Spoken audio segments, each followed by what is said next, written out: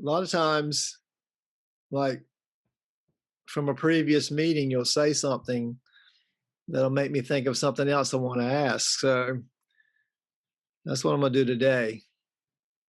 I'm going to piggyback off of a comment you made last time about Uncle Lister and offering you a cigarette. Yeah.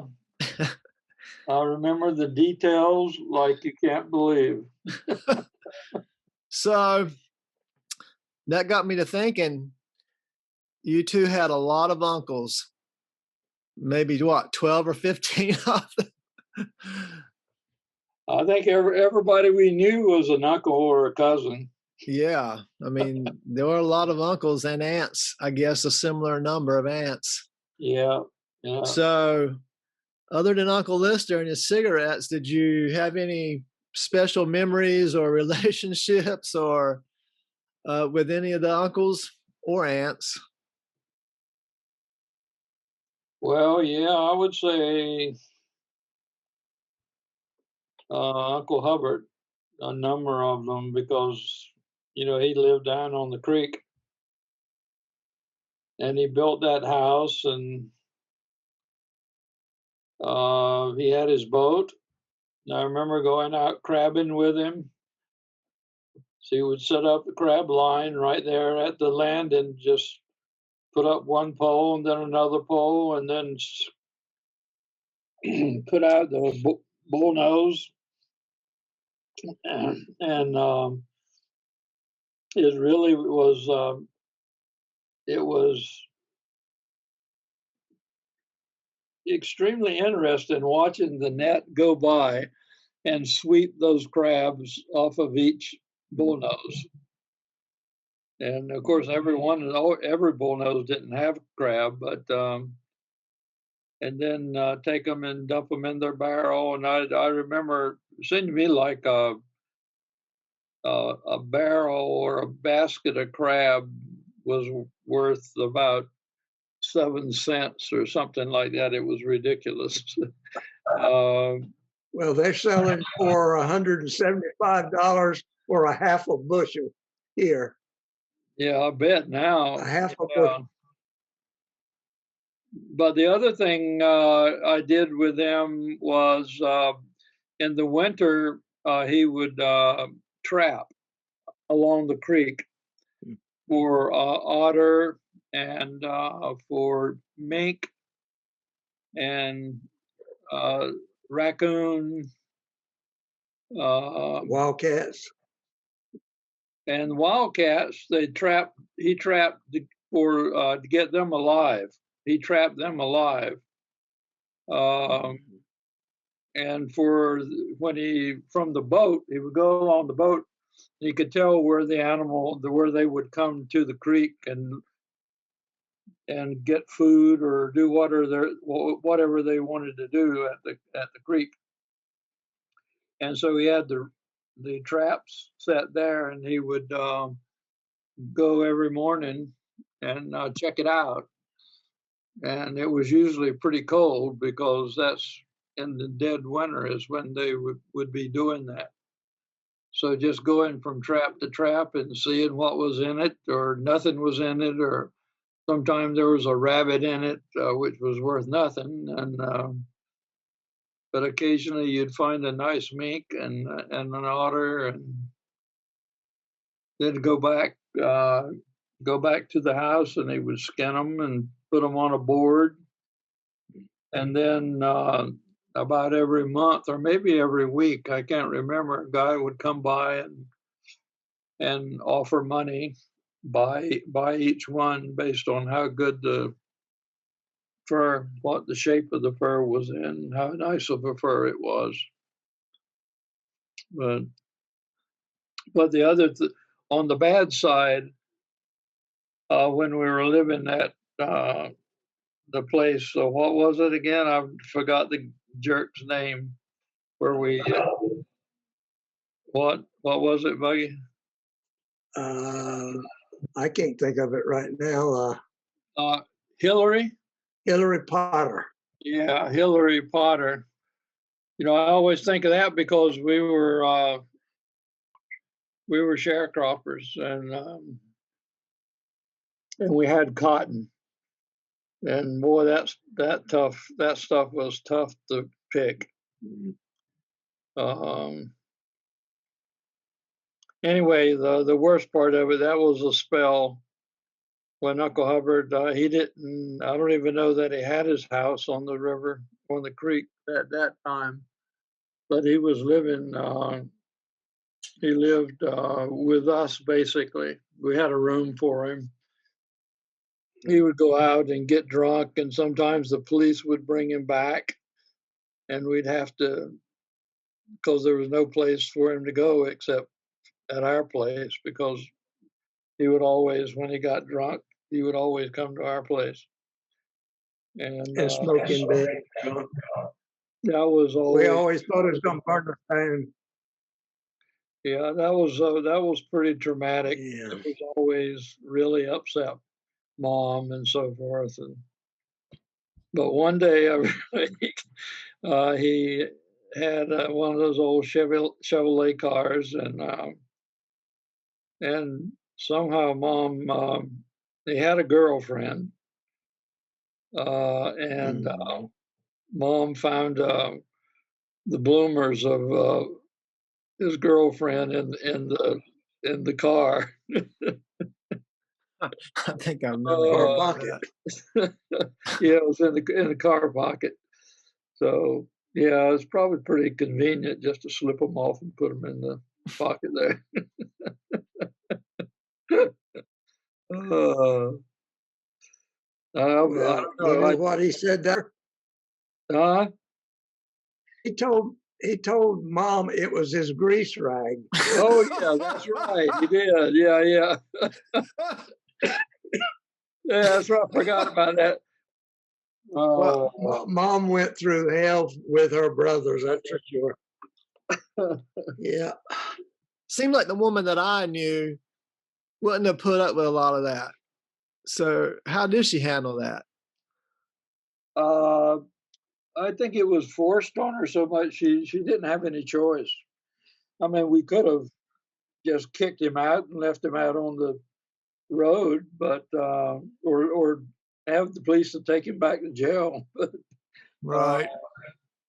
But it never got to that point. But I remember also, I always never heard very much about it, but it was a common terminology then that he would get so drunk he would have the monkeys. Mm. This is where he really went crazy. And of course, that was pretty upsetting to, I think I was 10 or 11 years old, and I didn't understand what in the hell this guy was. But Well, he went, as the story goes, my mom, was talking about that during the war, he was unconscious in a foxhole for maybe a week. Evidently, one of his buddies that was with him told the story. mhm. You remember that at all? I don't remember that story, but I remember the one buddy that lived in Winston-Salem, and he came down every year. You remember what was his name? I don't remember. Yeah, it was he and his wife came down to Messick every year from Winston-Salem to visit Uncle Hub. That was a very close friendship. Do you remember Pee Wee when we lived in Cash Corner? Absolutely, When I they sure were did. they Yeah, were paving the roads. yeah. That was the paving in Pamlico County. Hmm. And Pee Wee had been a prisoner of war, and he split his tongue. The Right. Yeah. Japanese. Hmm. And when he left this job, I think he got killed on another job. Mm. I think that's the story I heard. Yeah, I don't remember. I remember he got killed somehow, but I didn't remember how. But he was very likable guy. Everybody liked I don't know. him. Yeah, He was renting a room from you while the paving was going on, right? Right. Hmm. yeah. I guess all those people had to stay with anybody that could. It's not like there was hotels and motels down there. But the other person that we took in the family was Uncle Will. I'm still not sure how he was. Was he Papa's brother? Or, Brother, I think. yeah, and he had a house, where you go up where Jack's house is, up on the landing there. About 2/3 of the way down the road, there was a 2-story house there that was where Uncle Will lived. And then he had a stroke. And where did he go after he had a stroke? He came home and stayed with us until he died. But he lived with us for, I don't know how many years. We took care of him day to day. Years. Wow. Was him a- I never remember seeing him get out of bed. So he was. No, we used to go get him one of those 10-cent ice creams with a Pepsi or something, and that was his big thing of the day. He would mix the Pepsi with his ice cream. And I remember getting up in the middle of the night when he died. Jack and I went down to the Fodries or something like that, and I don't know where they called. I don't know, whoever they called, maybe a undertaker. Yeah, you remember the undertaker came. They came up in their horse and buggy and picked him up. And no, I'm just kidding.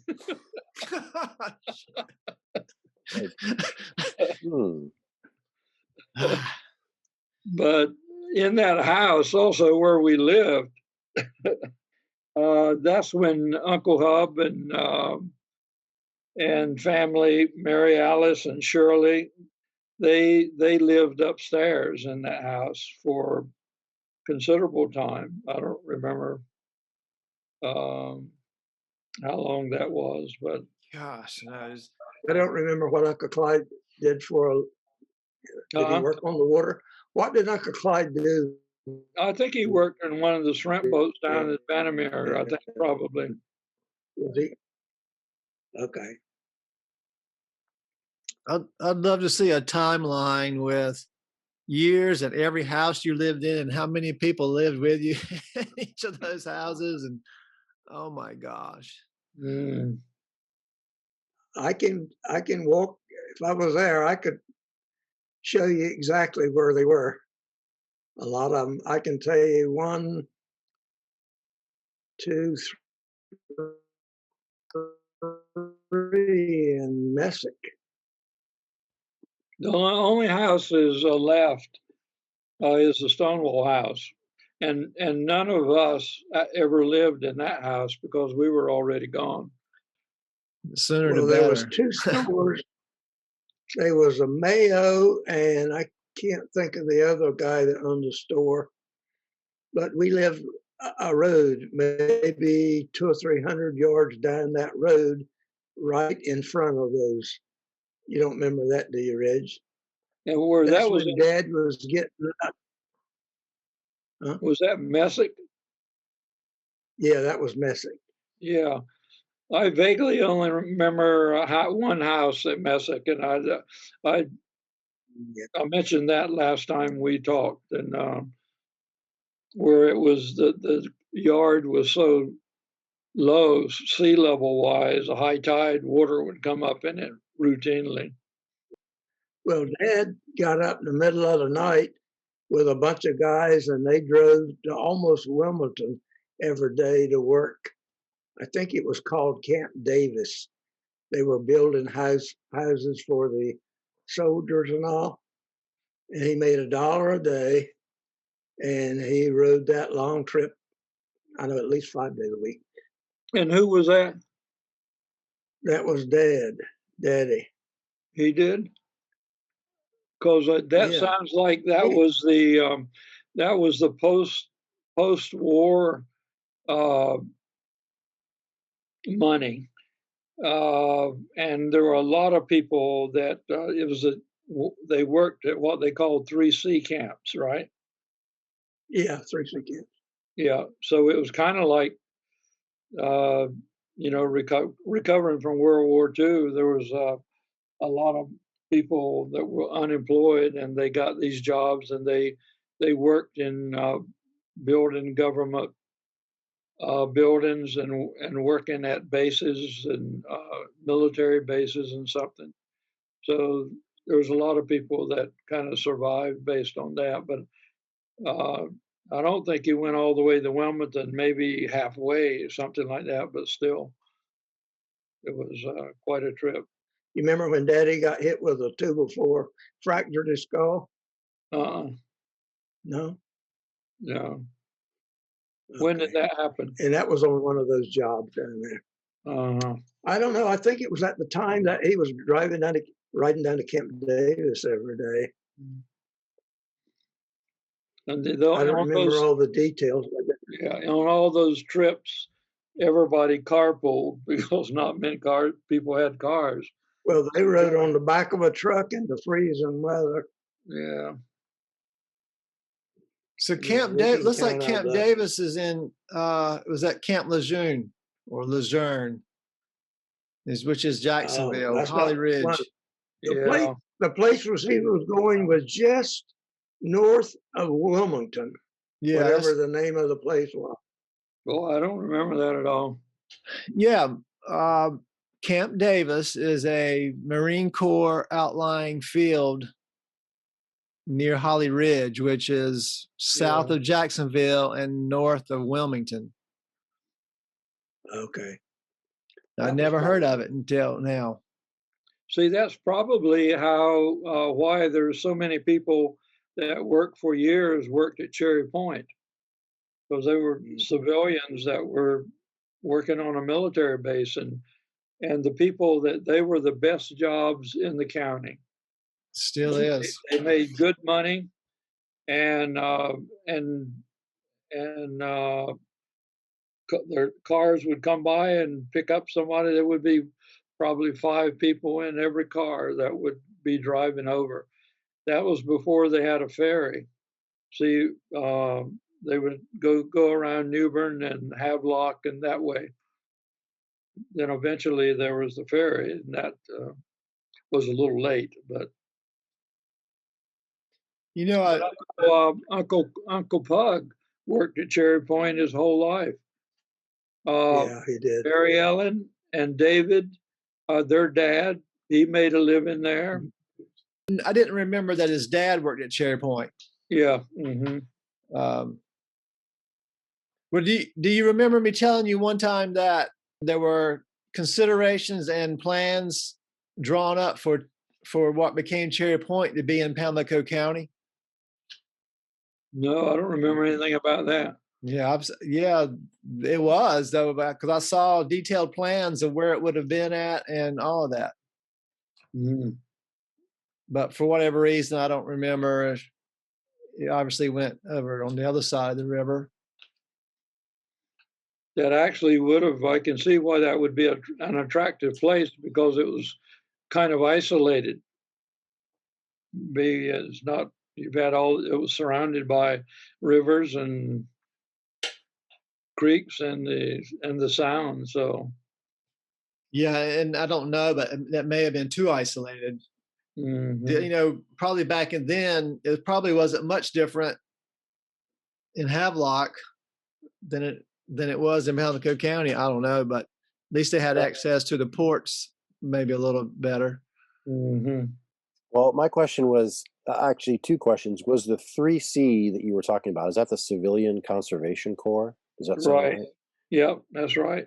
Okay. There's a big push in Congress right now to reignite that, to get that fired up again.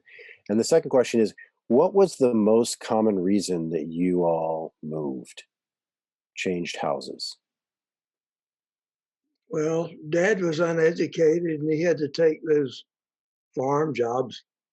I mean, he always just supervised them. Or we did sharecropping that one year, which turned out bad. But I guess basically because he was not educated, right? He and Mom had a sixth grade education, as I understand it. I guess you can't be too choosy. But Yeah, basically, if there were cases where the job opened up, and the one in Cash Corner, that was, we got, what we needed. It was stable, and he made initially, I remember when his salary was $16 a week, and I remember when it went up to $18 a week, Mm. and I think when he worked at Merritt, didn't he make something like $29.50 a week, working Yeah, 6 he days got a week? like 20 some dollars a week. Yeah, he got a big raise. Yeah. So we had a milk cow and we raised pigs, or he did, and we had a big garden. So So was he only making $29 a week when the farm shut down, when they moved? probably. Probably. See, when we moved, what do you mean? We were,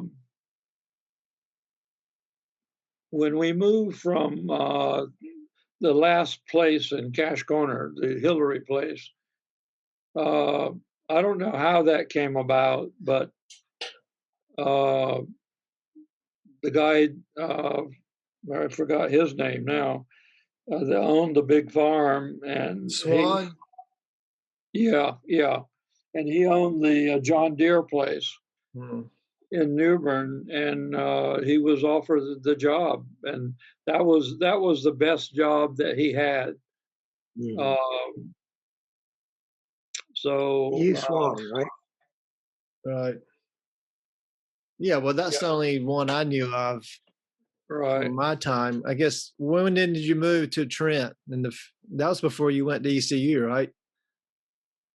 Well, when we moved from Cash Corner, we moved to Trent, and so I was about 10 or 11 years old. I was about 11 years old at that time. Okay. Was I mailing address Merritt or Trent? I was thinking it was Merritt. No, it may have been Merritt, but it was the name was just used completely interchangeably. I'm not sure why. Yeah, It's Trent Creek, but I don't know why it always had two names.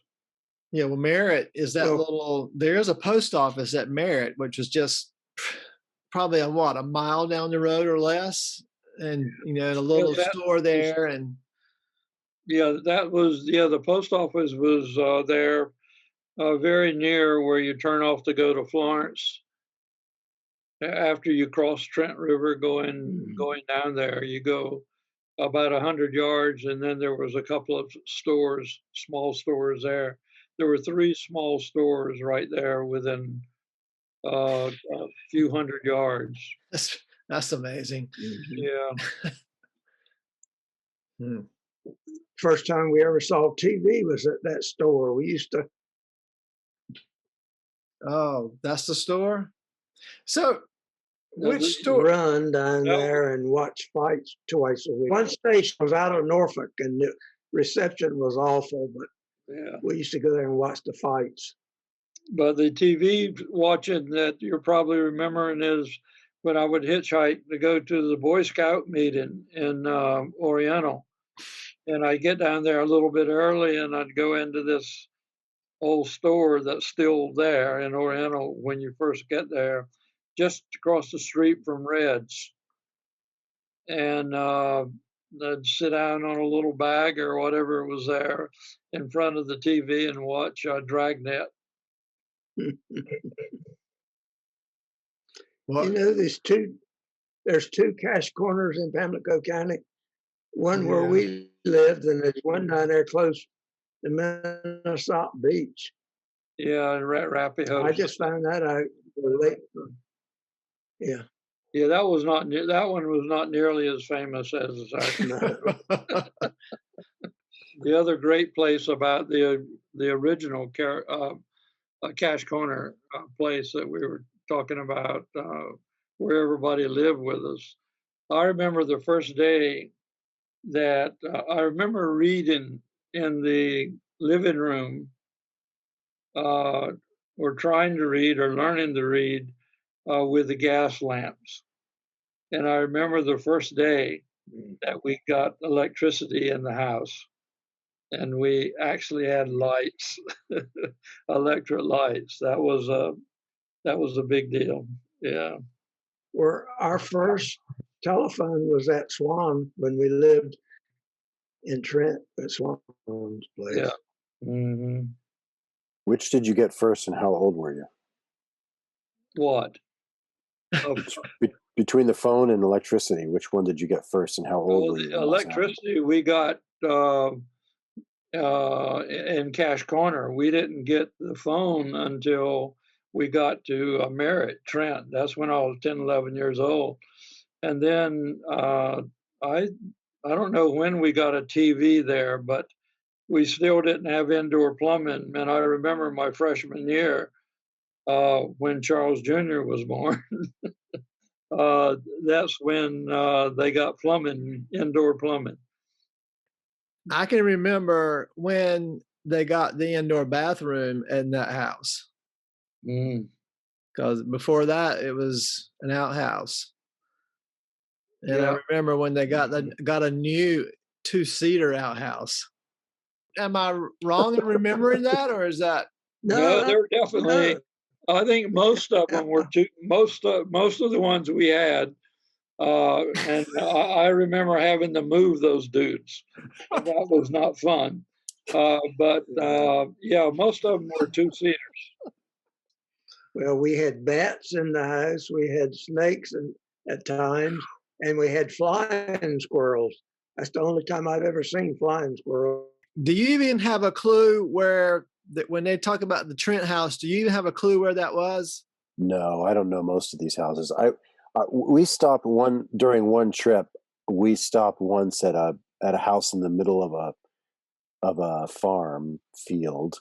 So that would be that's where they're talking about. That's where the house was at the Trent. Oh, okay. The one where I think somebody got cut open by some broken glass when they were trying to break in.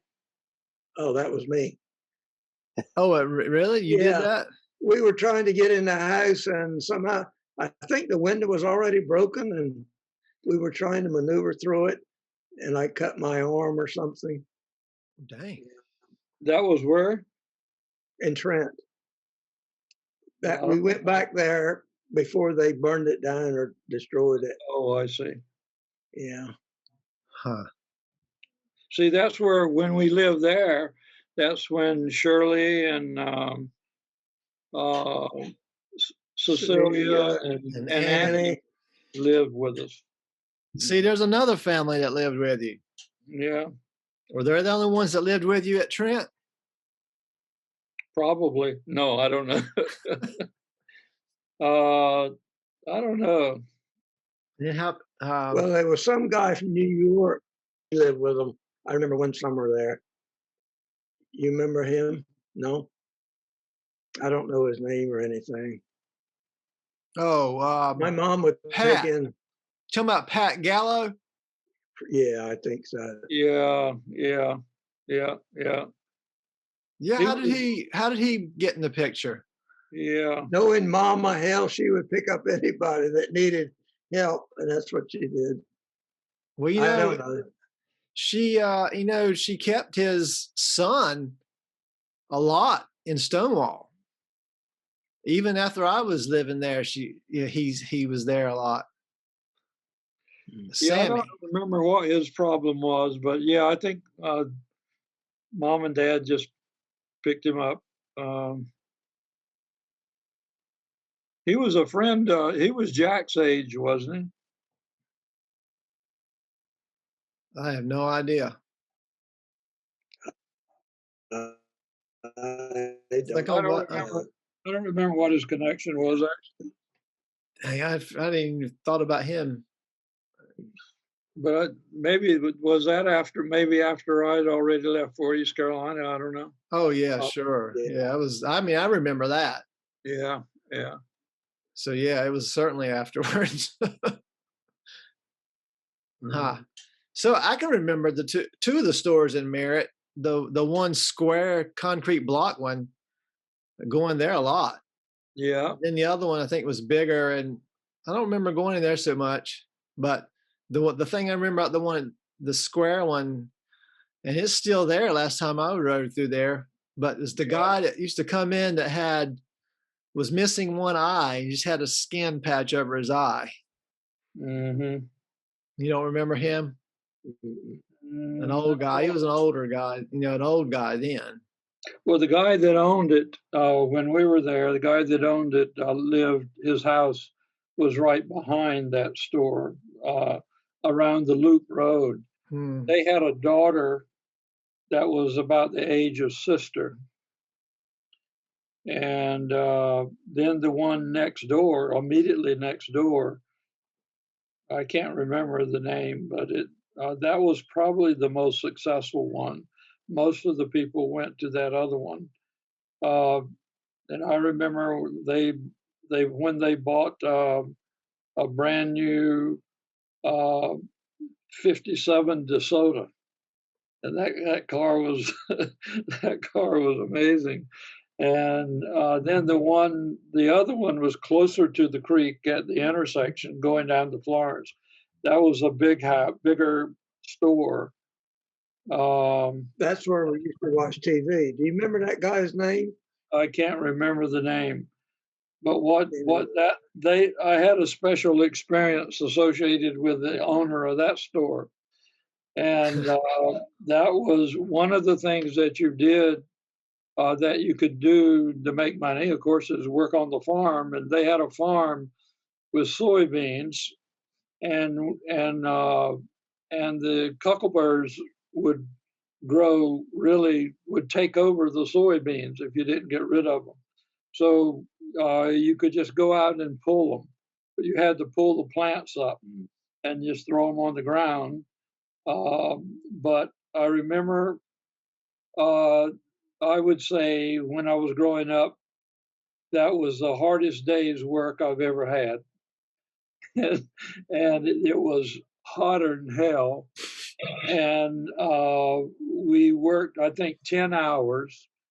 And the guy that was supervising, he drove us hard. And he was just a supervisor, but I remember pulling those damn things. I thought I was going to faint. And I don't think I worked I don't think I pulled cuckleburs again after that.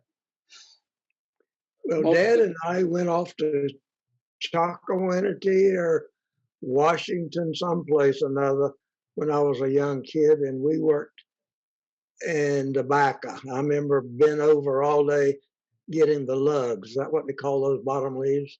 Yeah. Lugs, wasn't it? Sand lugs. That's the hardest day of work.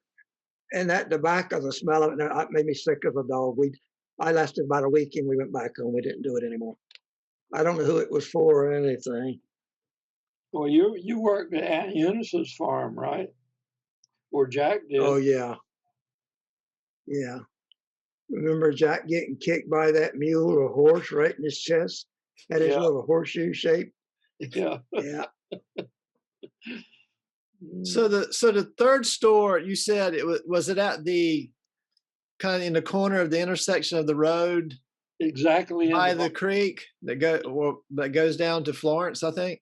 Yeah, as soon as you cross the bridge and turn left, right at that intersection, that's where the house was. And they had a really nice house too. And then you go down a couple of 100 yards and that's the Baptist church. Yeah. Where I mowed the lawn. Yeah. I went there a few times. And I guess those stores, and I know in Messick during the war, everything was rationed and all. Evidently, people went into debt. And I know I went with Dad one time after working at Cherry Point one summer in drywall and paying off that debt. I think $200, I think we owed him. So it makes you wonder how many more people there that couldn't buy their food and was probably in debt to these guys. It was not the Mayo store, it was the other one. And I can't think of that guy's name. But evidently he covered us during the war because we were in That debt. was when we lived where? That we were probably living in Trent because when I worked in Cherry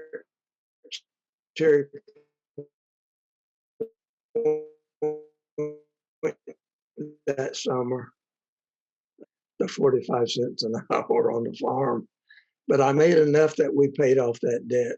Mm. And so it makes you think that they were probably carrying a lot of people's debt, that during the war they couldn't really pay for the food. So did you say you worked at Cherry Point building houses? Well, they were building houses, and I did a little drywall for that summer. When was And that? I wrote down there, huh? When was that? You were still in high school? I think it was before I went in the Army. I believe so. I'm not sure. Although I think we lived in Trent when we went down. We went to pay off that bill. Huh. So let me get back a little bit.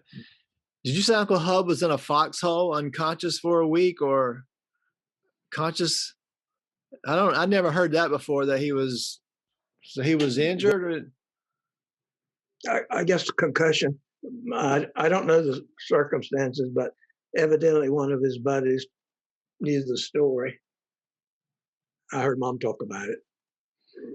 I don't remember those details, but I do know that they were he and others that were in the service had this shell shock syndrome, where if they would hear a shot, it would. I remember firecrackers, Uncle Hubbard. He would jump out of it. They couldn't handle it. They would go crazy hearing those shots, those firecrackers. So you don't remember what country he was in, or? I think they were in Pacific Islands. Oh. And so he was in the Army or the Marines? Army. Uncle Lister was in the Marines. Yeah. He went AWOL a couple of times. Smoke a cigarette? He was another one that alcohol got pretty good. Yeah. A lot of them had alcohol issues, didn't they? Well, after going through that war, I can understand why they drank so much. It might not have had anything to do with it, but I can certainly give them a pass. One Uncle Sam, I think and Uncle Lister. Uncle Genwood, Uncle Sam. Because I think Uncle Sam was, and I've probably told you this already, but no, Uncle Sam, I think, told me about being in Europe somewhere and being in line and then seeing his brother, in another platoon and all that, in another line. The first time he had seen him in months or years. And I think that was Uncle Lister. I think. So probably would be. I think Mary Alice's dad, Uncle Clyde, he didn't go into service, did he, or did he? He must have, but I don't remember. I never did understand why our dad didn't have to go. Do you? No. I asked Uncle Pug about it one time, but he didn't seem to know. I don't know. Well, let's see. Maybe he was, so he was born in 1909. So he would have been in his early 30s. Uncle Pug went in the Navy, right? Uncle Pug went in the Navy. Yes. And Uncle Ralph, I don't know that he went in. I don't know where he was in. I was thinking, how about Uncle Howard? Was he in service? I think he was. So what I remember hearing is the Edgertons came to Pamlico County to forest, cut wood. Did they? So when you were growing up, where were all the other Edgerton brothers at? Uncle Howard, Uncle Hugh. Well, some of them was in Wilmington. And Uncle Howard and Uncle Ralph drove buses out of Wilmington for most of their life, didn't they, Reg? Yeah, I think, yeah, both of them drove a bus, or Uncle Hugh, who looked so much like Dad. Yeah, he worked for the state. They lived in, was it Warsaw or Burgal. Burgal, in Burgal. That's like halfway between Raleigh and Wilmington. I remember spending the summer. I spent the summer with Uncle Hugh and Aunt Daisy. Now, did they have children your age? Yeah, there was Nellie Kay and Norky Lou. Mom and I, we went over there, stayed with them in the summer for a couple of weeks. And I remember one time we went there and we helped them take a wall out. Mom and I helped them tear a wall down in the kitchen and remodel the house. We were always enjoyed going there, and we're very close to them. Aunt Daisy was great. She died of cancer, and Uncle Hugh was his. He reminded me a lot like, he acted like Dad. So, and then Norky was my age or maybe a year older. I'm not sure. And Nellie, I think, was Jack's age or maybe yours, Buggie. I don't know. But we all got along really well. And so what about Uncle Tollie living down in Hoboken? Did he always live down there? Yep. Yeah. Well, I didn't live in that close. I didn't know him very well. Jack did because he Hunted with him. But I Yeah, didn't know Uncle. They had 2 children, right? And well, Barabra got hit by a car and killed. yeah, she got killed when she was 12 years old. Yeah, right there in Hoboken. Yeah. Car ran over her. She was my age, and then they had a son. I forgot the son's name, but I think he's still around. But is it AJ or AJ? Yeah. Mm-hmm. It was still amazing to me that you could, once you heard someone talking, you could tell whether they lived in Hoboken or Lowland. That close together. That shows you how much. How about the high tiders there, the back where Jackie Lynn lives now? Yeah. Oh my God, we had a school teacher. But we're talking about cultures 10 miles apart. I never realized that at all. I remember in high school you could tell a difference, and so that tells you how mobile everyone was in that area. Well, but I want to ask about your relationship with your cousins. Relationship with what? Go ahead, Uncle Buggie. Well, we had a distant cousin that owned that big store in Hoboken, right after you cross the bridge on the right. And there was, I keep thinking, John Caton. Remember that name? Yeah. Mess hall, and he was there, and finally they pulled him out and sent him to Hawaii. But while I was there, I ate pretty good there. That was his name, John Evans Caton. That was a cousin? A distant cousin. I don't know how they all fit in. And somehow or another, that same family owned that big store in Hoboken, just across the bridge on the right. Remember, it might still be there. I don't know. I haven't been down there in years. I haven't either. I remember the name Caton and a house where they lived there in Hoboken, not near the bridge, but they lived away from the store near the bridge. I don't know, but John Evans, no, he didn't live there. That was always a fun experience when we went down there and the bridge would be open. That was the old wooden bridge, and they'd have to tie up the horses to each end of it to turn it. Are you serious? But it was fun to watch them open it, and be, of course, a long line of cars, as much as maybe 5 to 10 cars would line up. Now I don't know if you're telling the truth or not about the horses.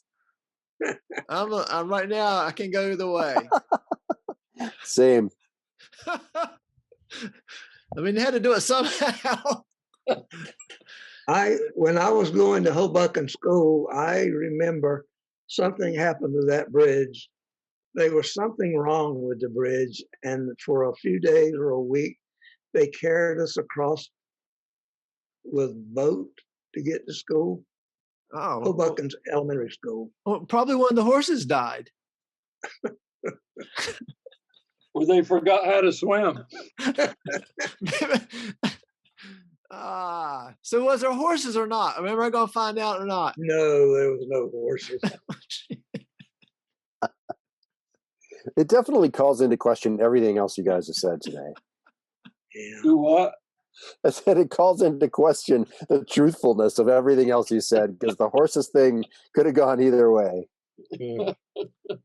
Was it so? Did you hear Vic's question earlier about the cousins? Which cousins are we talking about? First cousins? Well, I mean, the question was, you had a lot of uncles and aunts. Surely that meant you had a lot of cousins.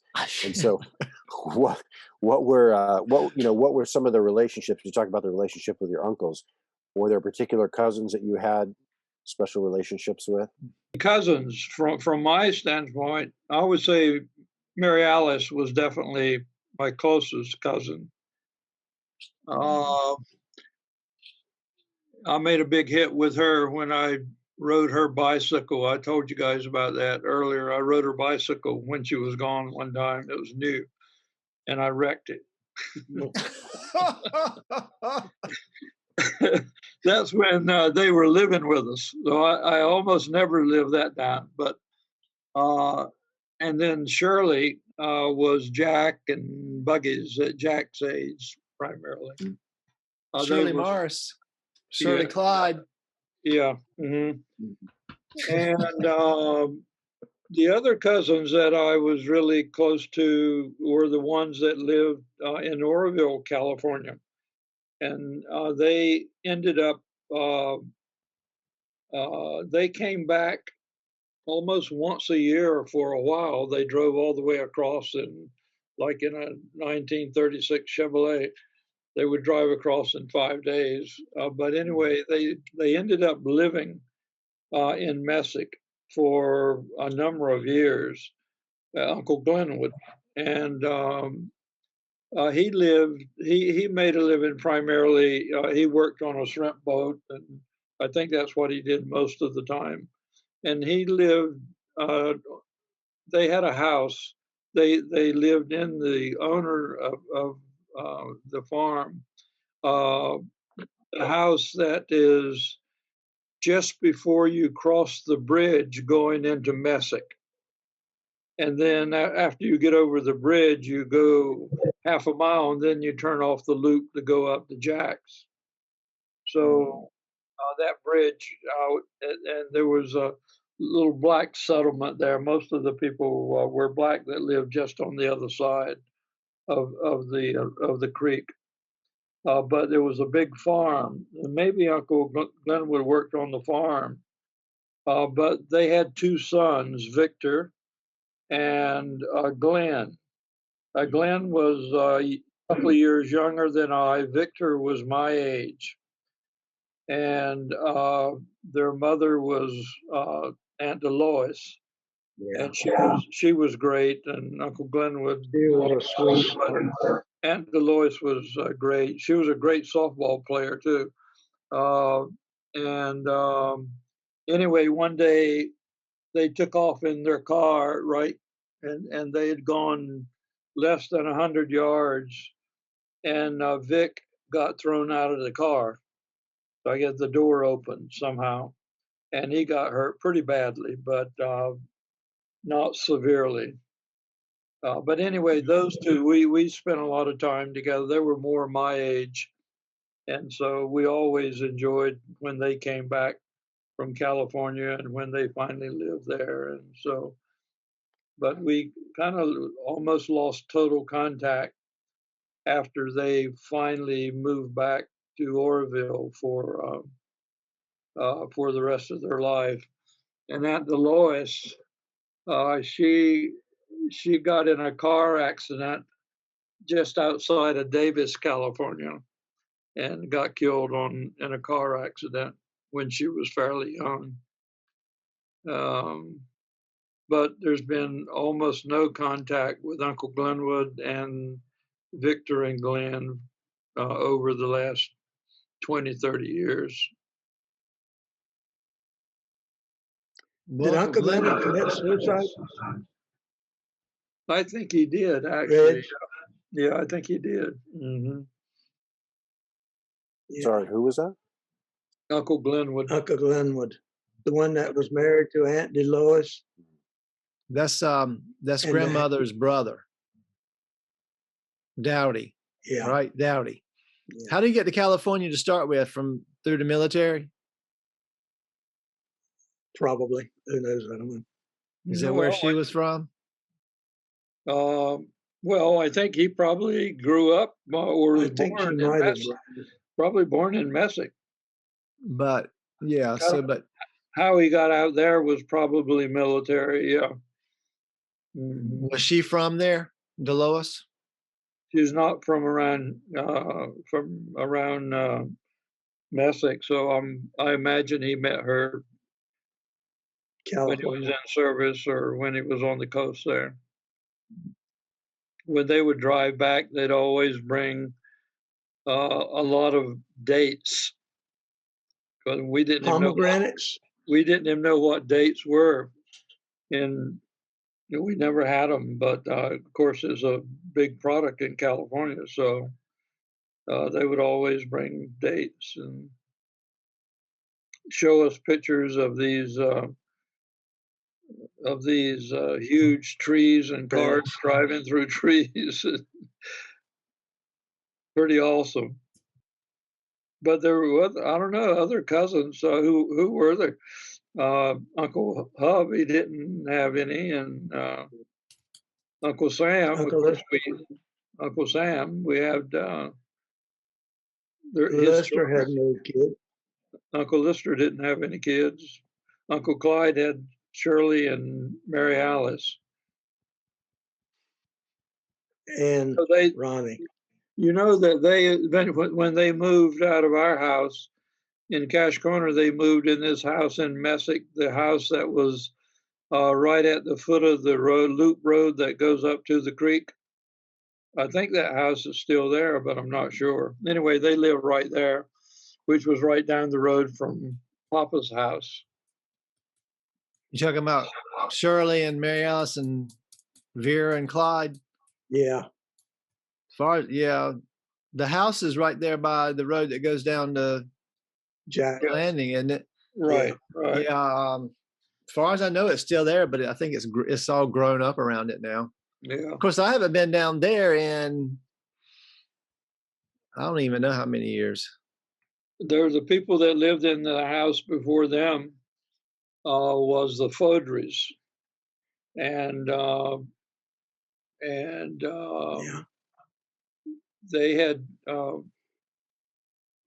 one of their children was my age, and he got killed in an automobile accident right after high school, I think, there near Arapahoe. And then a daughter, a great daughter, she was so redheaded you couldn't believe. Sweetest thing. She was, I think, a year or two younger, really smart. And she died.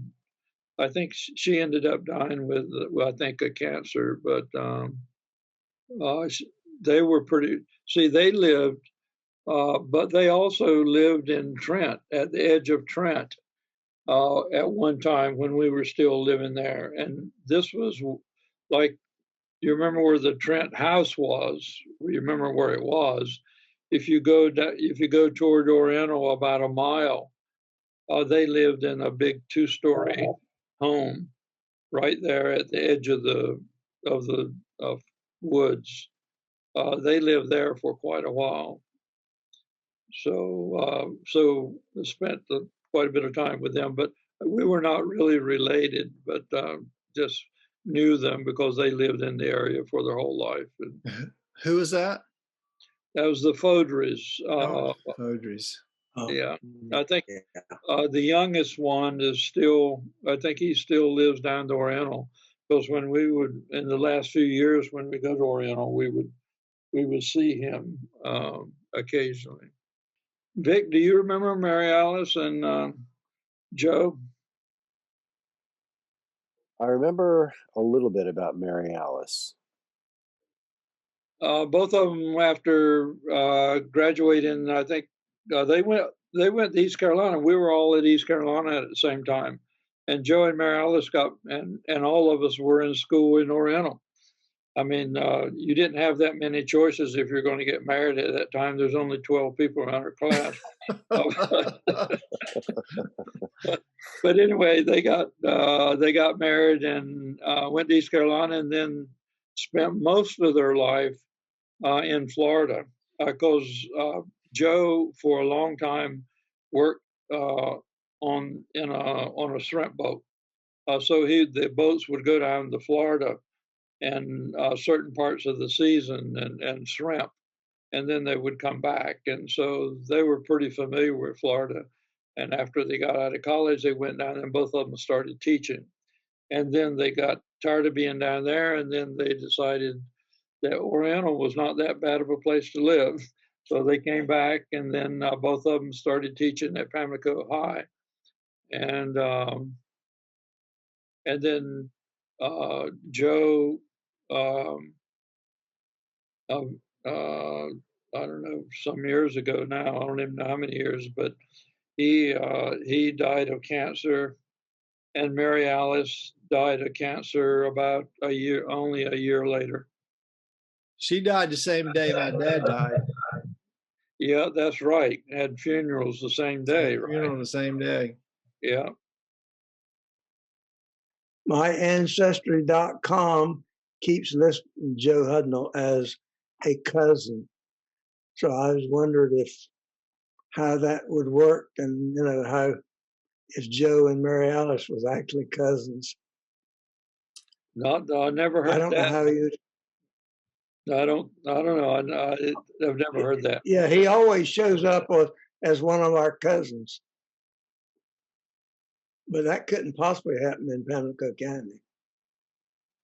Well, there's a little small chapter of my return to school and to photography that involves Mary Alice.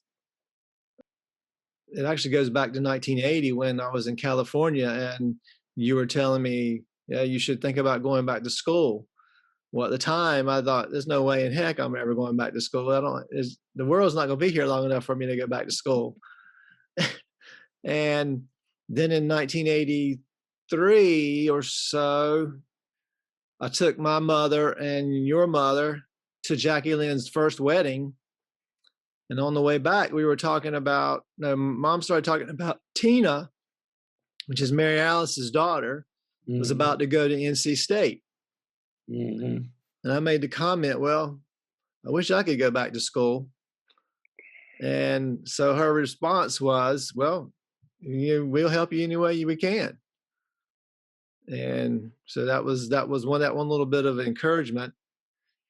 Then later, Mary Alice also had a hand in me going back to school because she worked with Pamlico, the community college in Pamlico County. Mm-hmm. So I reached out to her to see if there was a community college that had photography. And then she came back with the Randolph community that did. So that's where I went.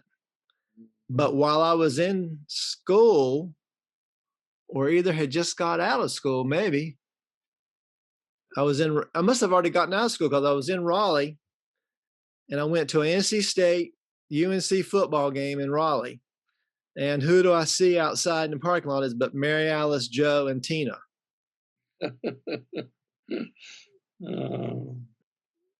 As far as I know, Tina still lives around here in Garner. I've never talked with her or anything, but so. I think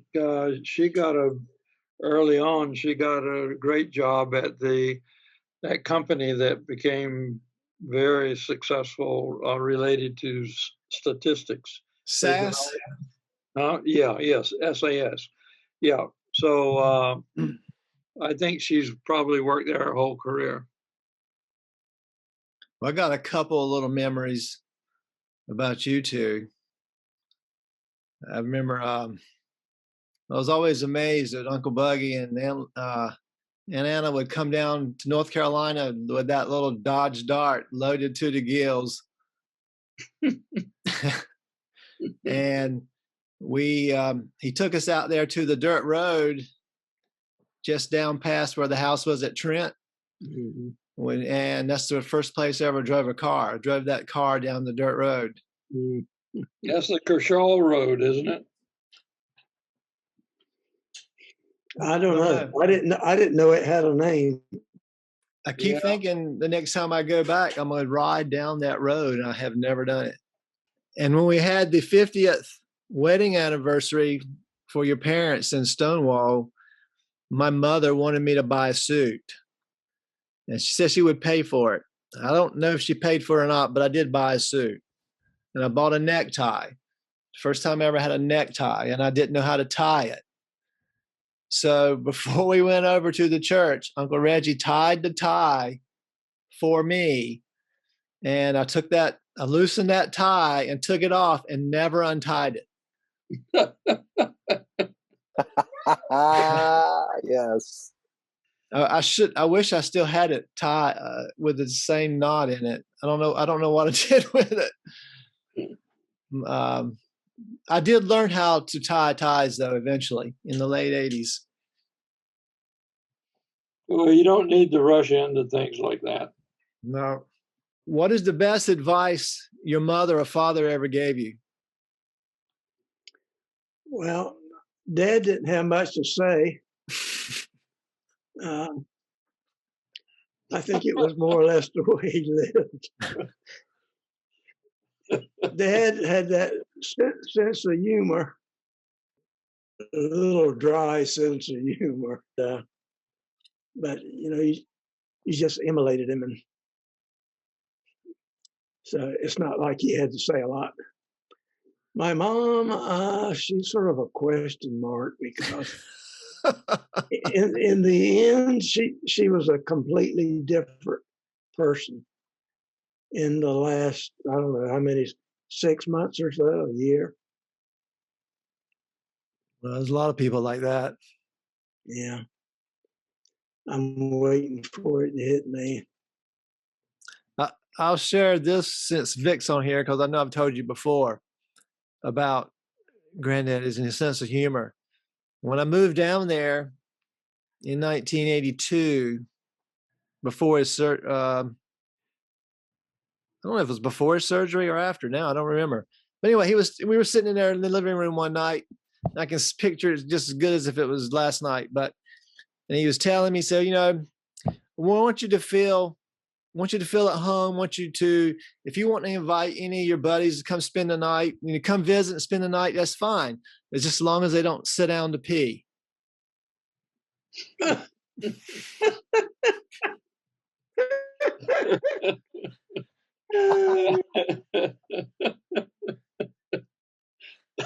remember at the eating table, she would get a little raunchy sometimes. She would start to say something, and Dad would say, "Shug." That was the end of it. I mean, he's like, that's the end of that conversation. You remember that, Reg? Yeah, kind of. Yeah, he would, when he would say something, she would, unless she was all riled up. If she was in a,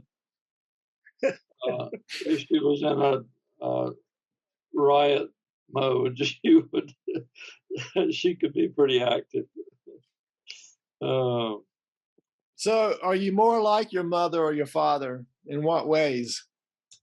Or you have any traits like them? I have no idea about me. I have no idea. I'm pretty sure Monica would say there's one trait that I have that was like him. So we will go. I'm pretty sure I know what that is. We'll go long periods, like driving to and from wherever, like San Francisco or anywhere, and I hardly will say a word the whole time. Yeah, I'm like that now. And she is, she's gotten used to it. That's fine because she just listens to the radio, as long as I don't insist that the radio station change. But that would probably, I think that's, I don't feel like I need to say anything unless I really think somebody might want to hear it. Robert or Grace, how is Reggie like either one of them? I would say he's nothing like Grace. Nothing. He's too much like Pal, which is, wonderful because he's so kind. I mean, I always tell the guys, it's amazing how sweet and kind your dad is, and tolerant. I don't know. He absolutely gets it from his dad, but I wish he had a little more grace in him sometimes. Well, I don't think he has any grace. So Mom did give me, you asked about advice. Mom did give me some good advice one time.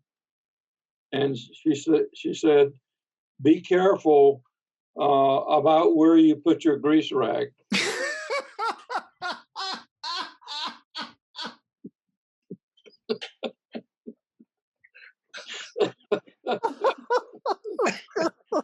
Jeez. I don't even want to know what that means.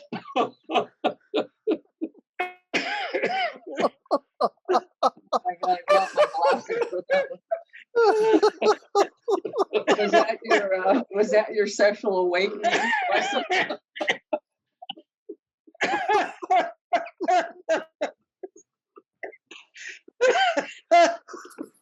Well, I think we know the answer to the next question.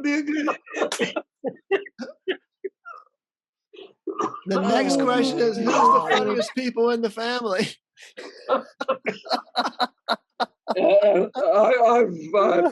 I follow that advice.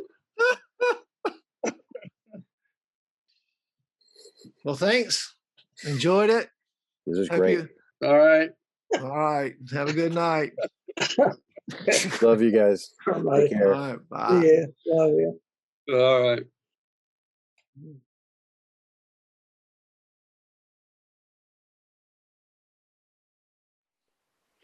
And then you got Trent, you got Reg Edgerton, that who would have thought he would have gone on to be our hero.